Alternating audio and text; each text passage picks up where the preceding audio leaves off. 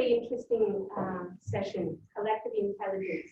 Such a timely, fascinating topic. And I have two collective intelligence experts and collaborators in the past, Roland Harwood and Alex Wojciechowski.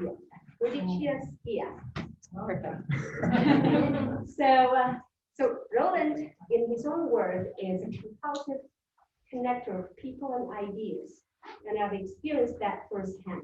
So true to that. He's the founder of Liminal, a collective intelligence community focused on addressing collective and complex issues our societies face.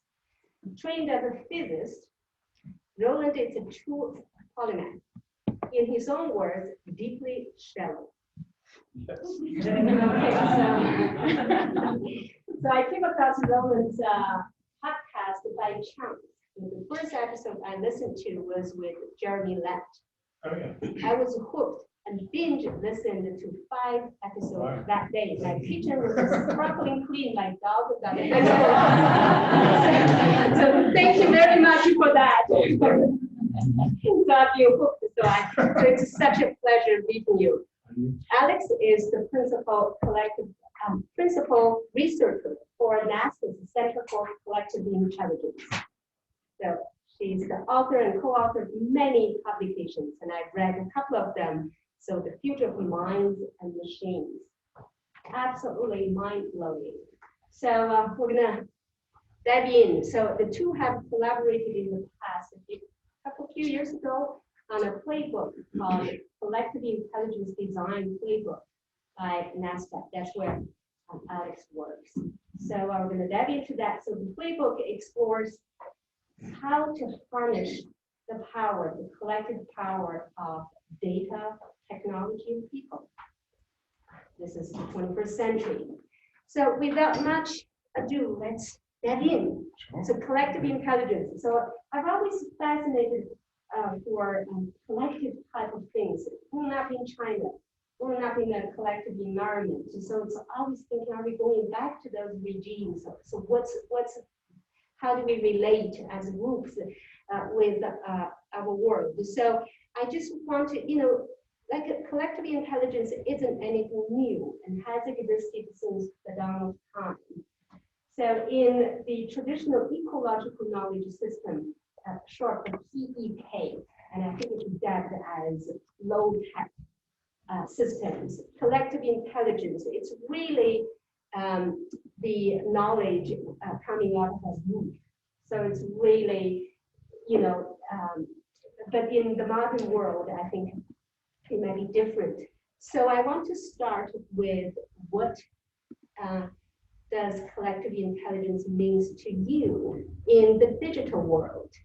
And how is it different from the low-tech traditional sense of the term collective intelligence? In terms of complexity science, we would say a knowledge that emerges through the interactions of a group. And that existed in natural systems, in groups of humans, in biological systems, ants, bees, flock of birds, the brain, the immune system. They all operate that way. So I want to know what's different in the digital world and how is it different from the general human intelligence, which tend to be abstract, disembodied, and a little bit rational. So we're going to start with Roland. Okay, thank you, Joanne. Hi, everyone. Thank you for choosing this session. I'm going to defer to Alex for a more formal definition of collective intelligence, but I'll give you my thoughts. Alex and I collaborated, as Joanna said, on this playbook, which there's a rather tattered copy at the front. If anybody wants to flick through it, it's all available to download, I think. If anybody wants to have a look at it for free afterwards. So I think the first thing I want to say about collective, first thing I want to say is there's a lot of buzzwords, systems innovation, collective intelligence. It's all the same, I would say, with nuances in between.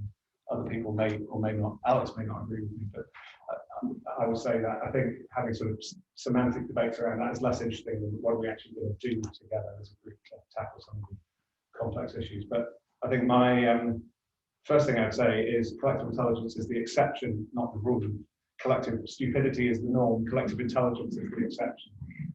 So how do we design for that? How do we harness the different perspectives, ideas, skills of people in a room like this? And it's just that idea of the whole being greater than the sum of the parts. 1 + 1 = 3.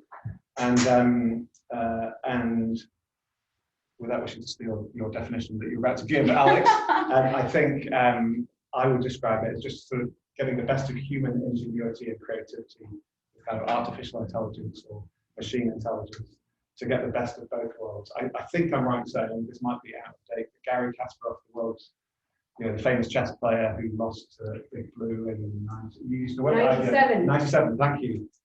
So he wrote an interesting book. He didn't call it Collective Intelligence, but I would say it's about Collective Intelligence a few years ago, where he said that the greatest chess players today aren't machines or people. They're groups of people and groups of machines working together. That might be out of date. That's about 3 or 4 years old. These things move quite quickly. So I think Collective Intelligence is trying to get the best of data, technology, and human creativity and pattern spotting, storytelling, and bringing all that together. And now Alex will give you the formal, proper definition. I'm not sure I can beat that. Nesta's definition is definitely this kind of crossover of bringing together people, data, and technology. But I guess, to be honest, Roland has done 43 episodes of a podcast about collective intelligence, so he is definitely the person who's accumulated all of the different definitions. I think the difference in the digital world is the availability of new technologies that either connect more people together. So this will be the internet, mobile technology. There's also technologies like sensors, where we're able to gather more data about the world and understand it in new, different ways. So I'm thinking on satellites, in situ sensors as well. And then I guess what Roland's referred to as artificial intelligence data science, which helps us to actually problem solve in new ways, which complements human intelligence. And so I think the difference is that kind of scaling of what could otherwise typically be done by people working together as groups in a room, and also the ability to work together asynchronously, not necessarily synchronously. I would maybe disagree that collective intelligence isn't the norm. I think the reason that we have ended up so successful as a species is the accumulation of human knowledge, coming together, whether that's through kind of cultural intelligence over many lifespans. I think it's quite an expansive kind of term. It can be something that accumulates over time.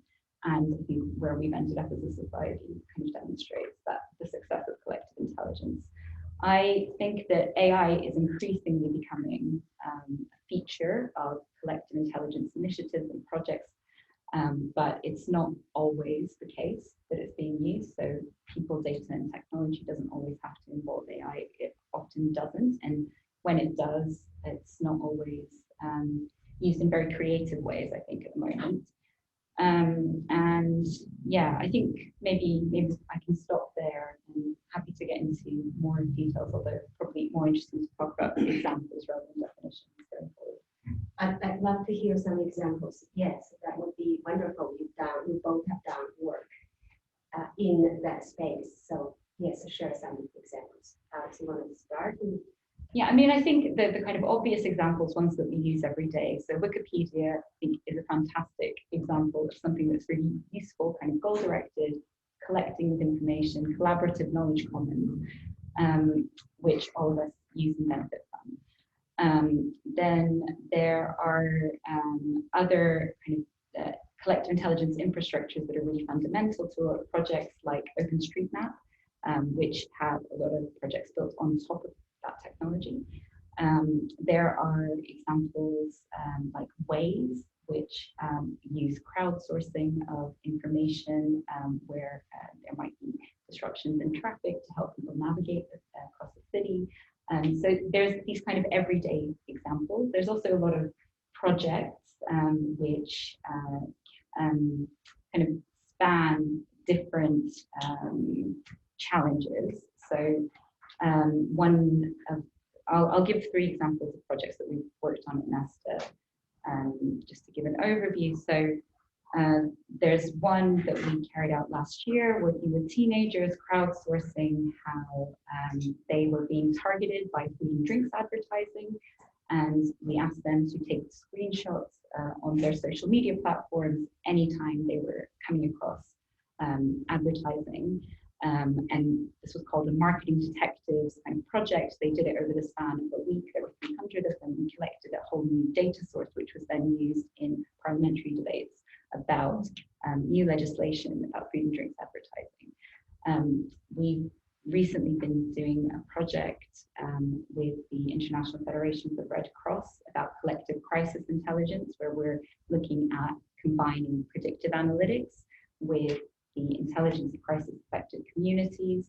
And we're working with the Nepal Red Cross and the Cameroon Red Cross there, and trying to use participatory design of new predictive analytics, as well as generating new data sets about the needs of communities.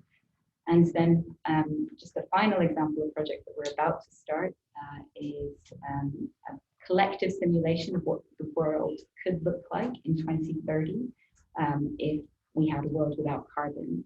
And the thing that we're interested in there is having a kind of playful way of allowing more groups of people to engage with the future, and then also map out a pathway for getting there, rather than necessarily only having kind of climate assemblies or debate-based collective intelligence interactions. So there's a few different examples there, and many different methods from citizen science, crowdsourcing, you might have come across because they're very popular. There's also new approaches in participatory modeling, digital democracy platforms. But I'll stop because I've spoken for a long time. So, well, maybe I'll just give a couple from my own experience as well, and we can see. And I'd love to, hear other examples. I'm sure there are lots in this room. But I think the most powerful recent example would be the response to COVID, and maybe we'll come on to that. I know Nesta's done some work on that, but the development of the vaccine and just the harnessing of data and technology and science and shifting human behaviour around how we tackle that is fascinating to me. How we respond in a crisis, which maybe we can come on to. There's a lot of kind of more kind of corporate or kind of contained examples of collective intelligence. So I, in my former life, worked with Lego and various kind of corporations on creating these kind of crowdsourcing communities, which I would say are a form of collective intelligence. And then on a sort of community or local level, I think some people in this room might be familiar with something called the Participatory Cities Foundation. And there are lots of these sort of things happening all around the world, of sort of participatory, taking a sort of participatory collective intelligence approach to how we grow and evolve and shape our the world around us. And if nothing else, as today is reminding me how nice it is to be in a rather warm room with real life people, but geography matters and place matters, and so that's nice. But just if I can sort of make one build on all of that is the thing that I've really noticed through the pandemic and recently, especially most of our work is around climate and sustainability. It's just so fragmented, and my kind of big passion is that we somehow pull all this stuff together, because there's lots of people doing great stuff in too isolated a fashion. So what my hope for this community and this discussion and for collective intelligence or systems innovation, whatever we call it, is that we build that critical mass. And I'm old enough to remember the sort of London tech scene in about 2006, 2007, where there was a few very influential people that pulled in money and infrastructure and people and really had a transformative effect on the sort of tech ecosystem here around the greater southeast of the UK. And I think we need to do that with much greater urgency around climate in particular. And maybe we can learn and use COVID as a springboard for how we learn how to do that effectively. So that's my mission, my purpose, and that's why I'm here today. Oh, I love the examples, the teenager example and the Red Cross. Also, COVID response. I never thought of that as a collective intelligence work. So, participatory design has been closely associated with collective intelligence. Now, there's a notion of a radical participatory design. That means, how do we compensate the people we gathering information? How do we avoid exploitive and extractive practices? As a Canadian, I come from Toronto, Canada, North America, Australia, the Indigenous people have a vast body of knowledge in how being exploited and extracted and patternized. So they were left behind without any access to or benefit from these knowledge. So in this collective intelligence, digital collective intelligence era, how do we avoid not to repeat the mistakes we've made in the past in that sense? How do we avoid exploitative and extractive practices? For example, I was checking with Roland and Alex, I think I asked that question, were the teenagers compensated? Not necessarily financially, but in any other way. How did they benefit from this work? So, I mean. So with that particular project, and it was run by colleagues of mine, so I wasn't directly involved, but it was also in collaboration with an organization called Bite Back, who actually do a lot of work with teenagers on collective action and advocacy.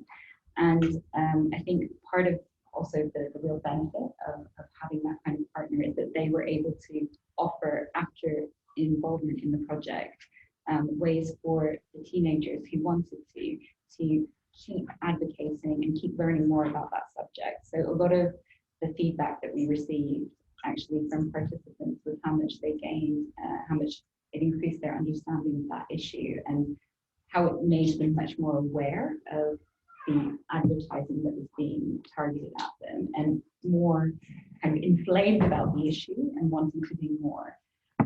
It was also a gamified experience. So I think a lot of the time in crowdsourcing projects, in citizen science projects as well, good design that makes the experience of taking part really enjoyable is vital. So it's as much about incentives like that. But I think also a lot of the kind of problems around extraction versus empowerment are that you're not thinking upfront what value you're bringing to people who are participating and how they can use that knowledge, how you can share that and what it brings to the people taking part, as well as maybe the institutions that own the process or own the infrastructure, design the project. And I think we need to get much better upfront at designing together with participants when that's possible, or at least putting in the work to understand what their motivations, what their interests are, and not only at the start of a project, but really getting that feedback all the way along to track how motivations change and what you might need to adapt in order to sustain and keep participation at the level that is needed to get to whatever the goal is of the collective intelligence initiative. If I can build on that, so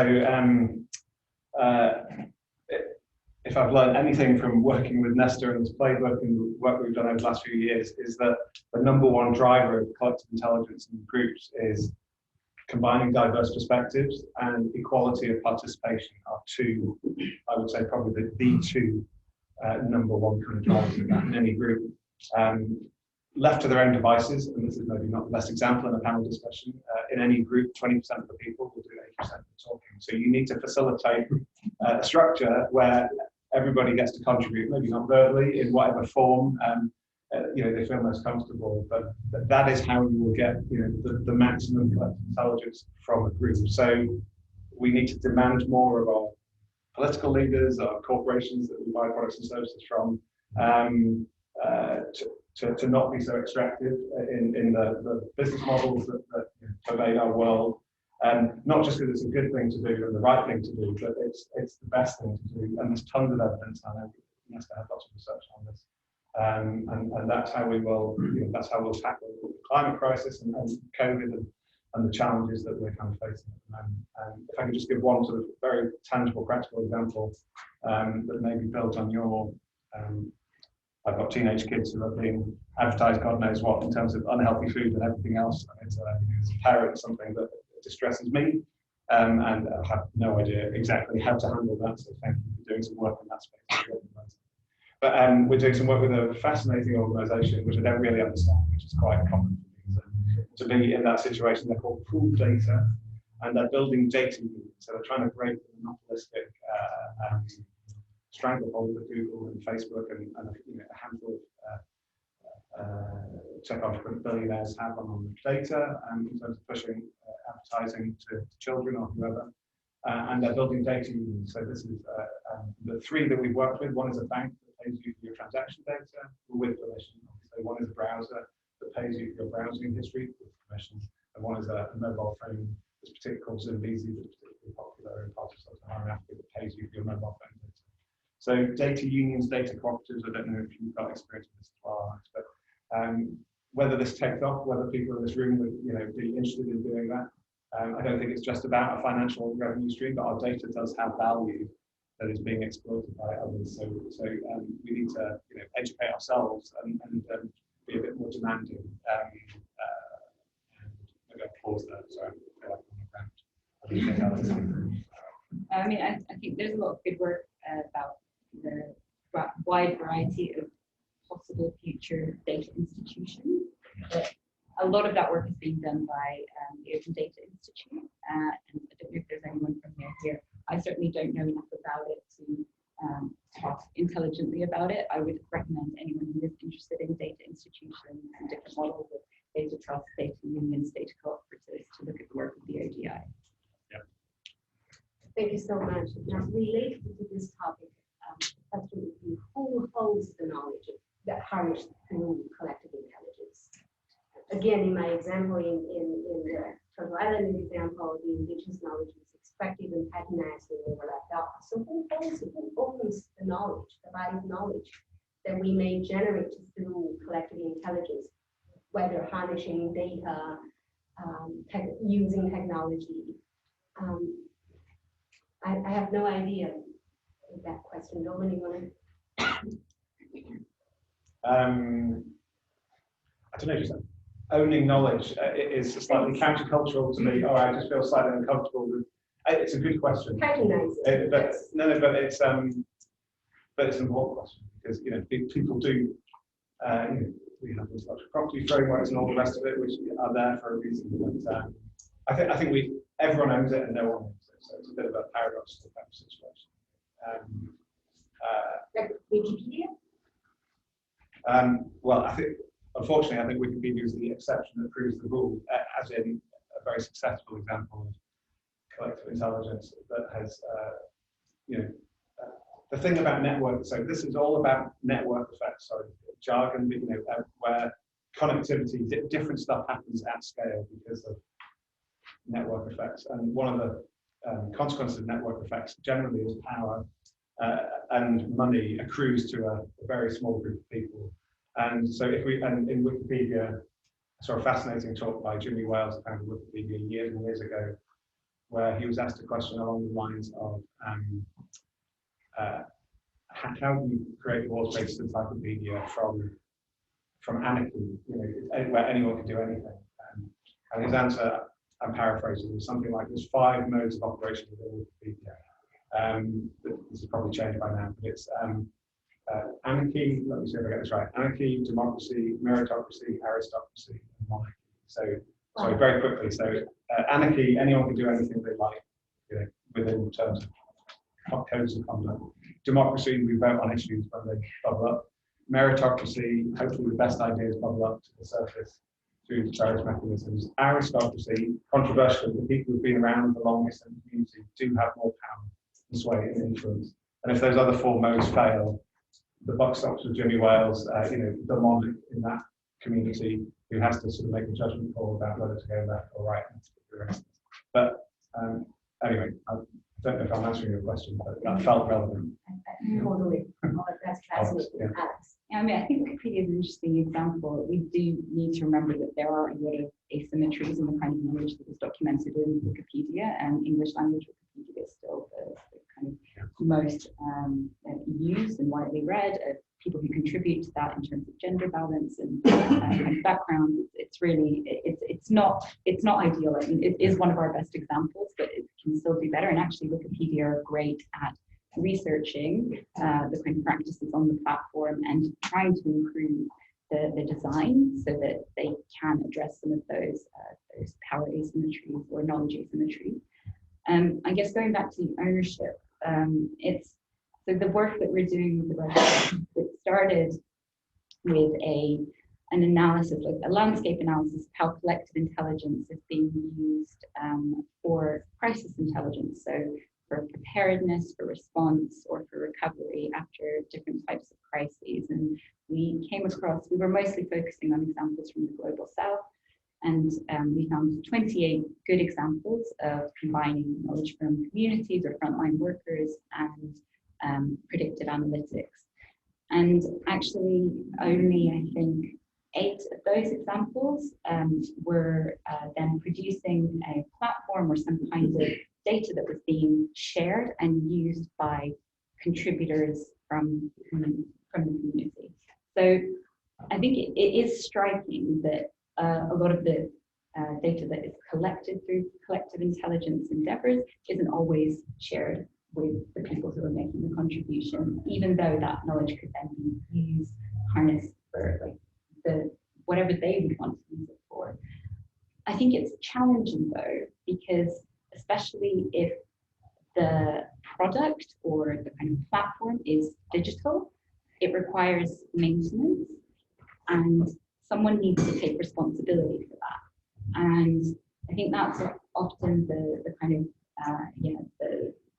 the difficulty if you're an institution and you're building something, you're investing in that kind of infrastructure, then it's like an additional task for you to make it available to others, to then potentially make it available for comments and complaints from others, and that continuous investment in maintaining that resource is something that institutions take on. So I think it's not so, it's not obvious how to do that well and how to make sure that there is community access to those kinds of products.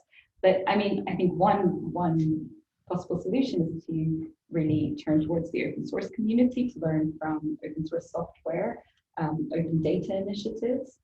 We still come back to the problem of who funds it. I think that a lot of development organizations need to be investing in maintaining that kind of core infrastructure.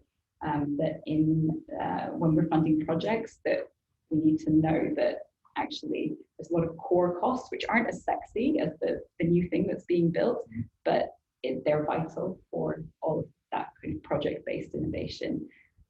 So yeah, I think there are some initiatives in the US, you know, the Zuckerberg-Chan Foundation, they have invested in open source infrastructure for the biosciences community. I think the National Science Foundation, the main scientific funder in the US, they've also, they're trying to create a kind of ecosystem of open source tools. And then, yeah, that's kind of more, I think, of a community ownership model that might work in the future.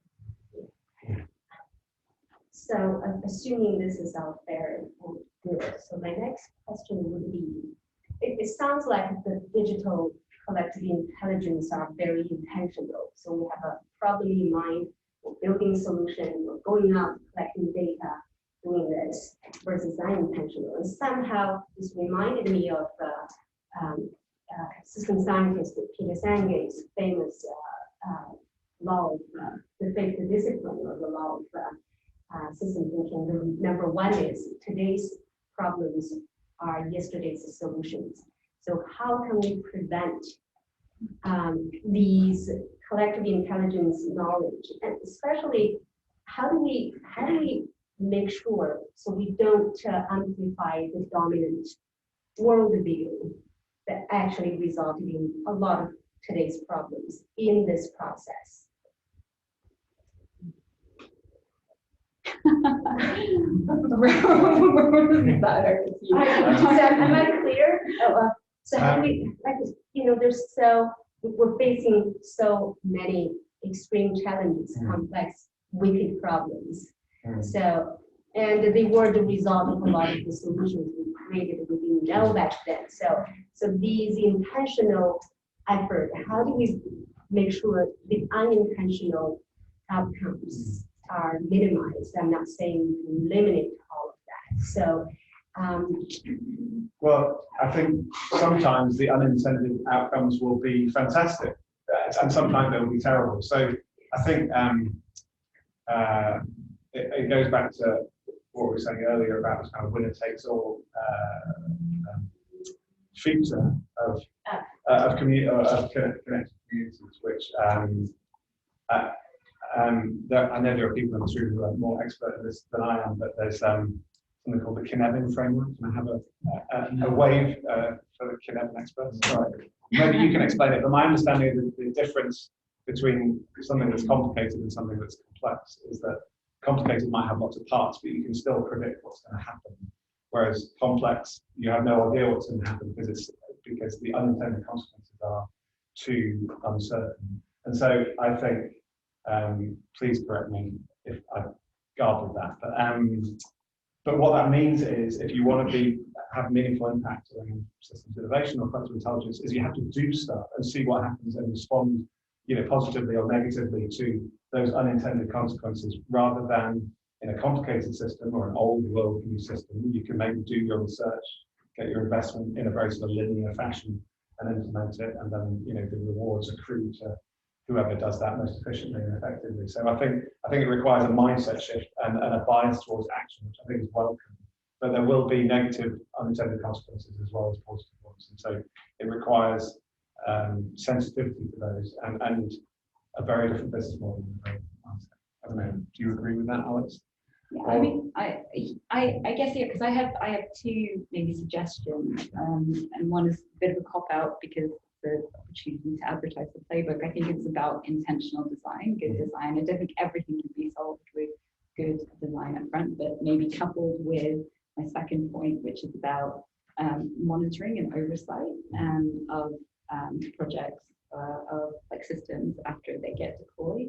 Make sure that there are good mechanisms for actually identifying when they're maybe going off in a direction that we disagree with. I think, unfortunately, a lot of the time, thinking about, for example, digital democracy platforms, there's a lot of examples of those being deployed in isolated cities across the world.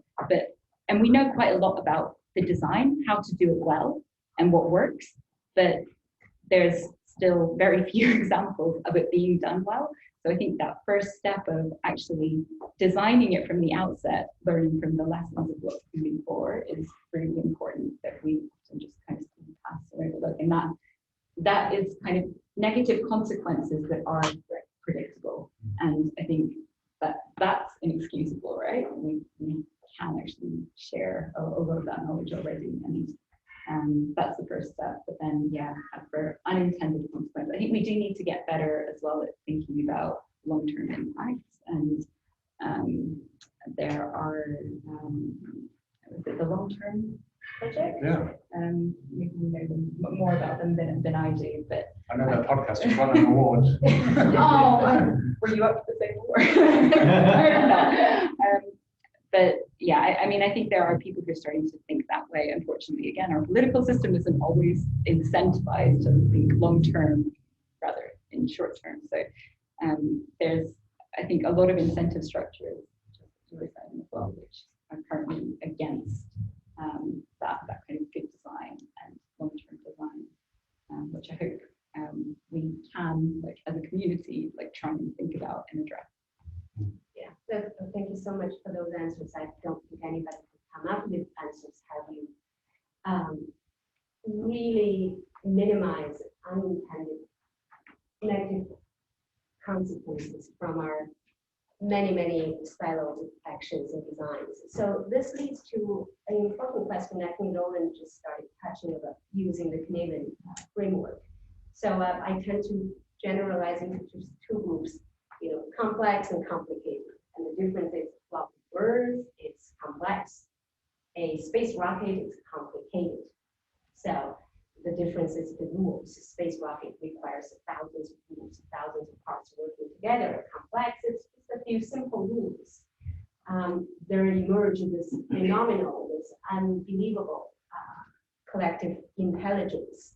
So in that sense, what type of problems? So the examples I hear, Alex and Roland, seem to be more, except the COVID example, more targeting complicated problems, like building a space rocket, solving cancer problems, or instead of dealing with the real complex issues in injustice, inequality, many, we name it, and pandemic. So what's your take on this digital collective intelligence? What kind of problems, and this leads to the playbook, what kind of problems the playbook would be helping the collective intelligence design?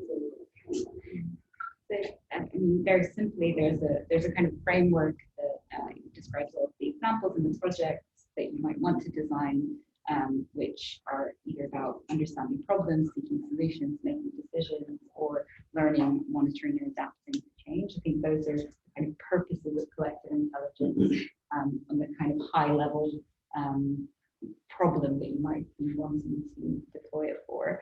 I guess when it comes to the methods that I'm aware of, when the kind of complicated problems, I think what you need there, if you can break it down into tasks, then we've got good examples of citizen science projects where they're working on very complicated scientific research, but actually because it's task-based, you can use a digital platform to really effectively basically have a large community of people coming together to work on that complicated problem.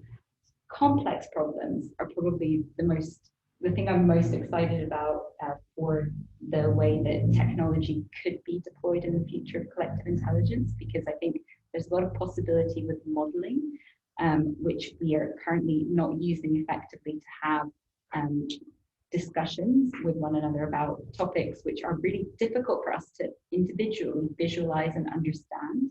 I think we're getting a little bit better because of COVID, of trying to understand, oh, actually, there are ways to predict where, what kind of public health interventions might result in what kind of impacts. And there's been a lot of talk about modeling just as a result of that. But I think we can apply that approach to issues like the climate crisis and bring people together and use tools that are using simulations based on different types of policy interventions to help to generate lots of different versions of what the future might look like, and then have a discussion with different groups of people in the room, not just, experts or people sitting in decision-making positions, to actually then have, some of those tense discussions about what matters to us, where we can have our values actually impact the choices that we make now, based on the potential possibilities that we're exploring together. I think that can also lead to much more commitment from all of the people who are involved, and a kind of accountability for behavioral change. Oh, thank you so much. So I actually want to touch on this digital collective intelligence, the role of technology, people, data, technology have been dominating our lives for several decades by now. So it's nothing really new. And but then the role of technology. So this, back to your paper, the future of minds and machines. We seem to be converging into this synchronicity, kind of a singularity kind of view of humans and machines. But then I came up from a systems architecture background, architecture and business architecture background. So I pay a lot of attention to architects. So the real building architect Cedric Bress in 1966 famously asked the question that if technology is the solution, what is the question? What is the problem? So he asked that question back then to provoke critical thinking among architects. That's when technology started playing a major role in designing communities, urban design. So Julia Wilson, who I really admire, she had the book Advertising Low-Tech Radical Indigenization, and she asked a similar question about if sustainability is the solution what was the question, what was the problem. So I want to ask, if collective intelligence is the solution, then what was the problem? What was the question? I have a version of an answer. I'd love to hear other people's thoughts in the room as well. I think the problem is kind of a linear mindset, linear thinking. So just thinking about climate. I have huge respect for the work of the likes of the IPCC, and I'm terrified by the predictions about where we're heading. But if you look at climate modelling, and I'm not an expert in this domain, and forgive me if people in this room if I'm insulting anybody, but a lot of those models are incredibly linear. If you look at the cost of solar power over the last kind of couple of decades, it's come down massively, and I think we miss we have the incorrect mindset around disruption and technology. So, for instance, if you go back to looking at photos of London or New York, or I know this is definitely true in New York, in 1900 versus 1910. In 1900, all vehicles were horse-driven carriages, and in 1910 they were all Model T Fords. But when a disruption happens, it happens very, very quickly. Like we saw to an extent around the COVID crisis. And there's lots of people predicting that we're going to go through a once-in-a-century disruption in food, energy, and transport over the course of the next 10 years. So if we're investing time and energy and resources in solving a problem, that seems like a good place to invest our time and energy. And if the problem that we're solving is sort of a linear fixed mindset in terms of how we go about doing it. Thank you. Sorry, it's all other people's ideas that I'm recycling. That's awesome. Thank you, Alex. Would you like? What can I say to that? I guess we're seeing a lot of things that are broken about the world around us, and maybe that's why collective intelligence feels like the solution, because we need new approaches which don't do things in the old way, and don't just focus power in the hands of select few individuals. I'm really motivated by that, by the kind of democratization appeal of collective intelligence.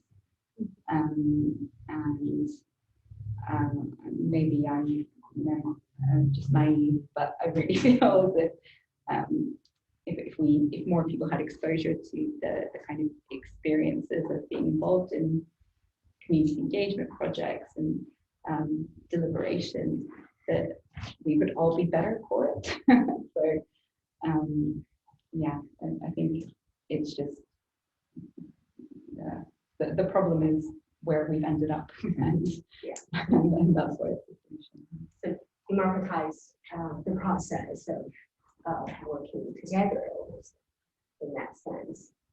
So I'm aware that we have about just under 20 minutes. We started 10 minutes late, something, and so I want to close. I want to have one last question, and then we'll open the floor for all these questions. So if you want to share one thing about digital collective intelligence, is it good news? Is it bad news? So is it going to be dominant, creating this modal culture, or you see a pluriverse where the low-tech collective intelligence coexists with the high-tech collective intelligence? So what would you say to us? What's the future look almost like? I think I've given up trying to make any kind of predictions about my own future, or more broadly around the future. Just that doesn't seem to be terribly effective for me personally, but it's also quite liberating not to be too focused on kind of longer term planning. I think it's all about, and I think this links to what you were saying, Alex, about people maybe getting involved in local projects or communities or whatever. It's about agency, and there's a woman called June Jordan who I don't know too much about. I think she's a sort of New York feminist writer from the 70s, and there's a quote that she said, which is, "We are the ones that we have been waiting for." And I'm 48 years old. I've sort of been waiting for everybody else to sort of solve these problems my entire life, and I've just got fed up and angry, as many people have. And I think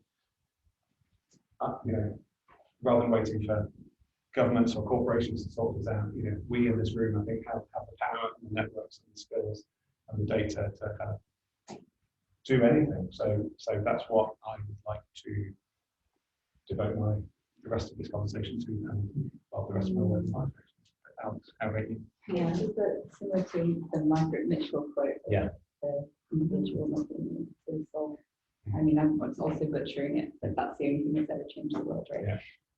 I think there's been polling recently by New Local that agrees with you also, Roland, that is a dominant feeling that people have, that actually when it comes to some of the biggest challenges in the UK, such as the finding solutions to the climate crisis, levelling up, that people do not feel like they can trust politicians, companies, and actually what they want to see is having more power in local community-based efforts and more investment in that. So I think that is, a really strong mandate for collective intelligence. But I do also just want to say it's not the only way to do things. I think there's a real danger of the kind of hammer nail approach of collective intelligence as the answer to everything. I think a lot of the kind of methods within collective intelligence also require resources and true commitment from the parties involved. And actually, sometimes that's not realistic. And I think rather than do something badly, you should just try and do something else if you're not committed to staying it through and doing it well. So, I just want to caution against collective intelligence being the solution to everything. But yeah, that's true. The silver bullet. Thank you so much, for this fascinating topic and conversation. There's so much insight. So, questions? Yes. So I'm interested in applying your learnings to like a more everyday context, and I'm working to reimagine advisory boards. So if you think about a small gathering, let's say 6 to 12 people, what are the conditions for success that you've learned in your experience with collective intelligence to really harness the power of collective intelligence in these small, intimate board gatherings, which have their own power dynamics?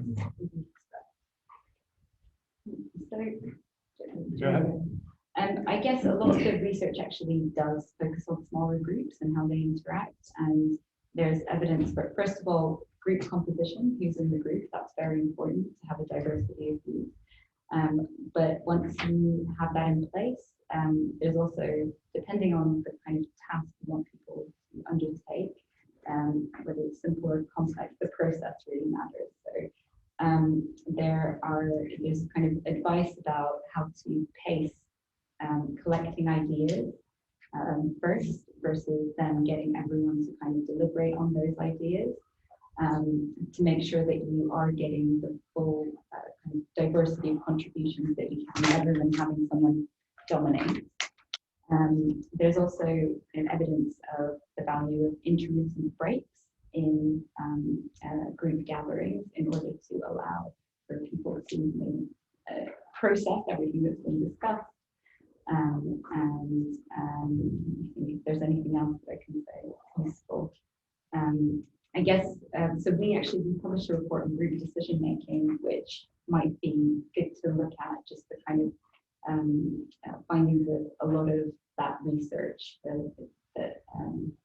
we've documented in that. So, but those are the things that kind of come to mind. I think there are a few things in the playbook on that which might be helpful. Just if I can add one thing, which is, I'm sure you've done this as well, Nish, but many times in a small group where you have to make a decision about which ideas you're going to fund or projects you're going to support, get people to force them to prioritize from the favourite to the least favourite individually before the meeting or at the beginning of the meeting, and then get everyone to come share their results before you discuss it. And what always happens, and I've done this lots and lots of times, is there's always a few favourites that everyone likes, and there's always a few least favourites that no one likes, but there's always a bunch in the middle where people have quite wildly different scores, and that's where you focus the energy and the discussion. And sometimes people say, oh yeah, maybe I missed something, but you saw something in an idea that I missed, or vice versa. But then other time people have a really violently different opinion that then requires teasing out and discussing. So I know you know all this stuff, but there is some stuff. We'll dig it out from the playbook that might be useful. I'm going to ask you to think of the actually mass collective intelligence level. So I work with panellists, which place-based funders thinking about the money communities. During the pandemic, we gave out £100 million. I was responsible for where that went.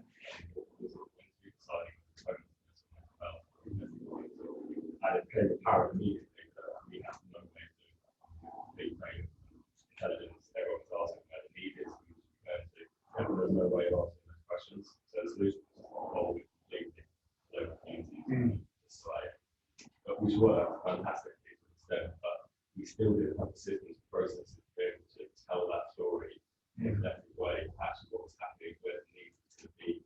So it's kind of a solution we developed, but actually it wasn't an example of collective intelligence. I think what I'm interested in and what I'm seeing now is that was acceptable to government and funders because you didn't have that information. So the only way to deal with that problem was to evolve that control. Now in normal times, they like to study, they like to kind of simplify complex social problems down to this is a housing problem or something that we're going to solve housing through this. What we don't have in this country, I'm interested if you come across any examples. The only ones I've come across in Taiwan of like a national collective intelligence approach actually allows communities and places to tell their own story about what the need is, but also what the assets are, what would make that place great, what they want to see succeed. We're still stuck in the national way. Yeah, I said simplifying very complex problems. So I'm interested in kind of fully aware of any examples where you're hopeful that kind of, because it feels a solvable problem. I mean, things like teaching other things kind of done away with mass collective intelligence to actually drive decision making. I'm not aware of anything. Do you want to comment on? So I guess the examples worldwide of participatory budgeting initiatives, that seems the closest fit, but I don't know. I mean, it sounds like you know the space quite well, so you presumably would have come across those, and are they not quite fitting what you have in mind? It doesn't have to be about actually participants taking the decisions. It's about telling the story of that place and what the need is. So it's not necessarily to say we didn't participate in granting as well. But that's not the same, or at least how I understand it, collective intelligence. It's more about actually them telling their own story of their places or communities, what their needs are, what's driving it, what would be the solution. It isn't necessarily about professionalizing it, then taking a decision. Yeah, I mean, the examples that I know of are in crisis situations where platforms like Ushahidi often are used to surface the kind of immediate needs of community members. There's also a platform called eBayanhan, which I think was deployed in Indonesia. I might be wrong there. But again, it was in that kind of crisis situation, understanding community needs, but it's not a storytelling mechanism most of the time that I've come across it. It's mostly just filling in a kind of pre-structured format, which then makes it much easier for governments or institutions to process, right, than having something that's free-form and maybe a little bit more creative. I think it's maybe Witness, a project that collects kind of experiences of people on the ground. It's more like a citizen journalism kind of approach. Maybe that's the closest. But it's one, if you maybe share your details, I can take it away because some other members of my team might come across something that's useful in that regard. Thank you. Jill. Building on what you were saying, we're doing a project for Canadian Foundation in Canada, and I can't help but think about all the data that's already sort of sunk into these foundations and so forth. So the funders collect, right? It's the paternalistic approach that you can't possibly work if you're not reporting that to us very specifically. And so we have all this data, and you talked about design from the lessons that were learned before, of course. What have you seen, or what are you seeing in terms of different uses of the data that's actually being collected or already has been collected by funders and others that have these requirements?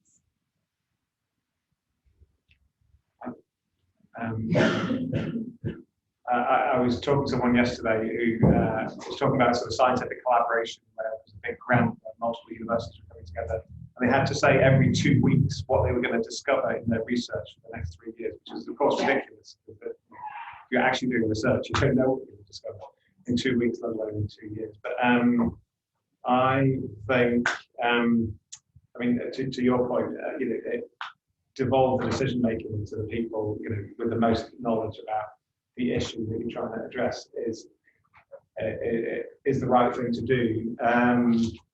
But at the same time, to your point earlier, Alex, about, you know, there are costs involved of managing, sharing data and moderating communities.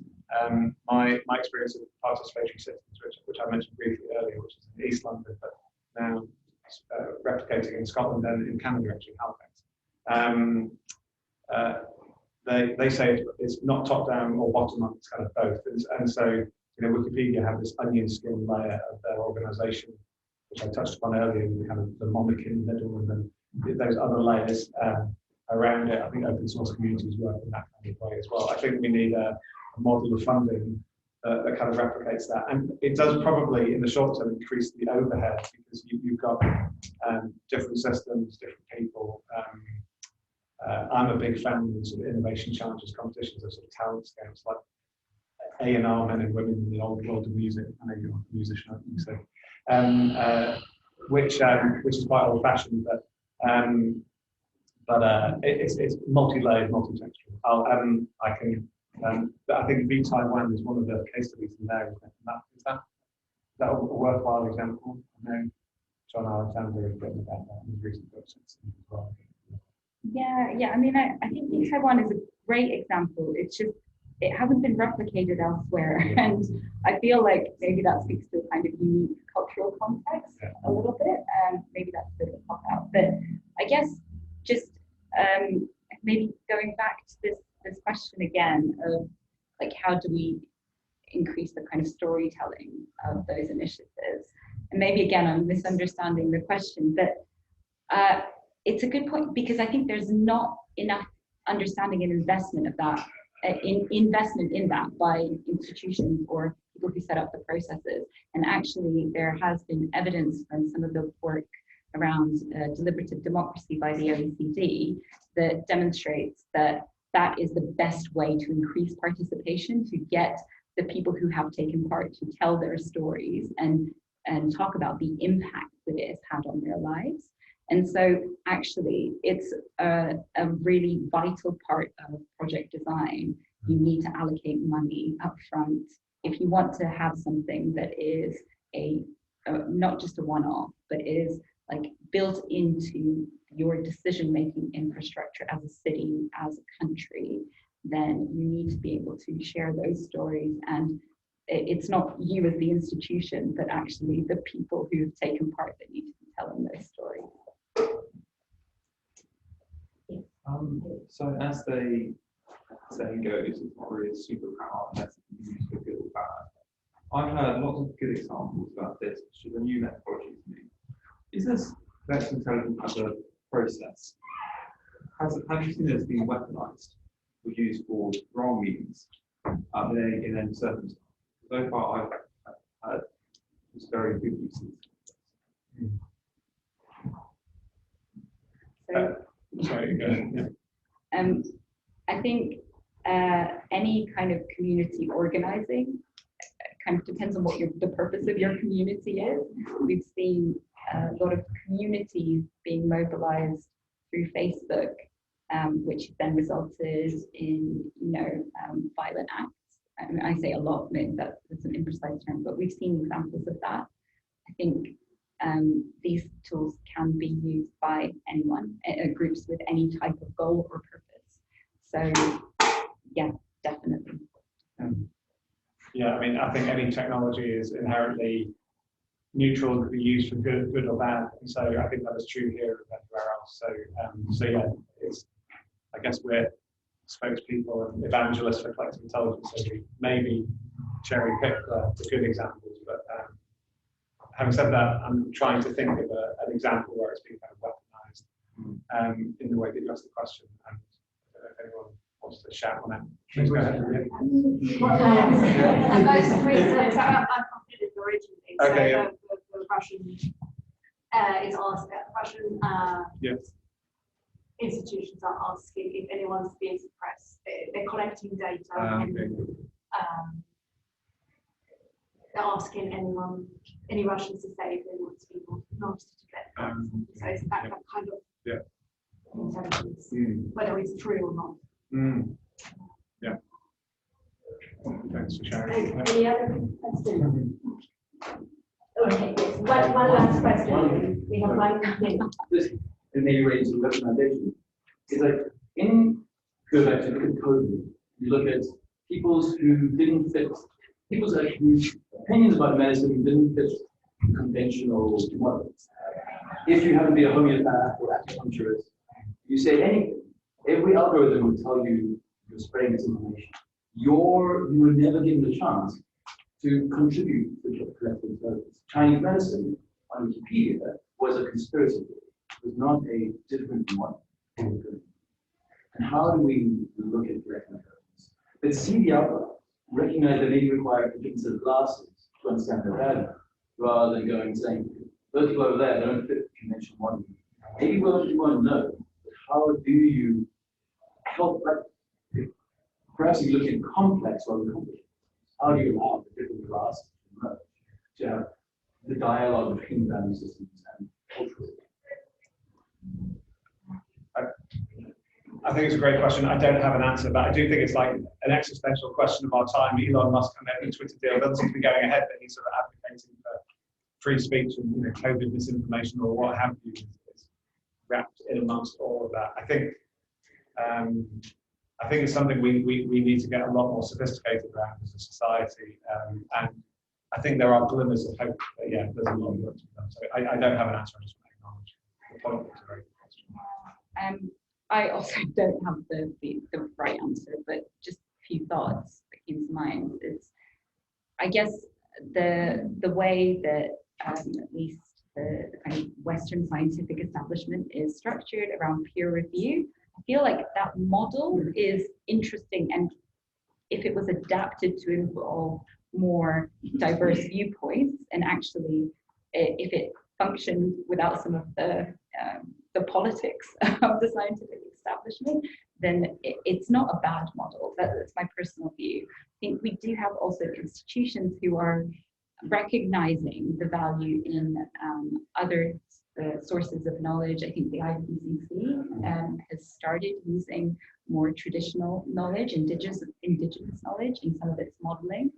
So I think it's really difficult to bring those knowledge sources together. So it's like, I think the real crux of the issue is also in integration of how do we, what do we use it for, and how do we make sure that we're kind of valuing different sources of information. But yeah, I think it's a great question that I'm really interested in, knowledge synthesis, knowledge integration, particularly when it's not structured in like a dominant worldview. I think that maybe that's the future of collective intelligence. Coming back to our first question. Thank you very much, and thank you so much for joining us. Right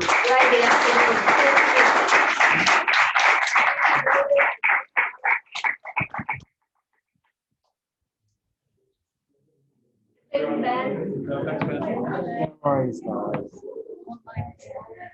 We had our back to.